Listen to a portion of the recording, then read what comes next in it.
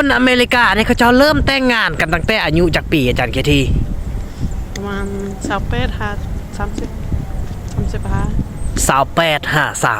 28-35 ปีทุกคนถ้าสมเทียบกับเฮานี่28 ปีนี่ยันชิขายบ่อยากออกแล้วบ่ คือแบบขึ้นขานนะถ้า30ปลายอัพแล้วนี่คิดว่าอยู่เฮานี่ก็น่าจะแบบค่อนข้างยากต่อได้เนาะถ้าอยู่แบบเครียดแบบเครียดอะไรถ้าอยู่แบบเครียดนอกหน่อยนึงถ้าอยู่แบบเครียดนอกถ้าอยู่เยอะ นั่นอะไร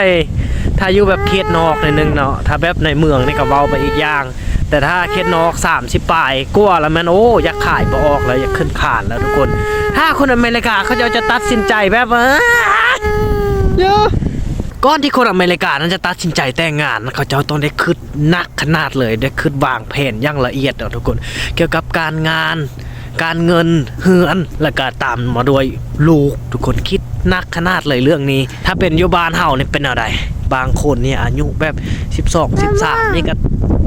หาผัวแล้วดูหนาวแล้วเอาผัวก่อน ยิ่งตอนนี้เองเนาะอายุ12-13 ปีก็เริ่มทยอยแบบแต่งงานกันแล้วเอามาแล้วเฮ็ดแนวใดเรื่องลูกเข้ามาเกี่ยวอีก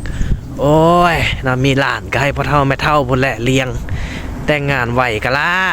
คือข้อเองนี่ก็บ่ได้โทษทางฝ่ายใดแล้วก็บ่ได้พร้อมทางฝ่ายใดเพราะว่าอยู่ทางเฮานะส่วนหลายอยู่เขตนอกนะการศึกษาก็ยังบ่เข้าถึงการว่า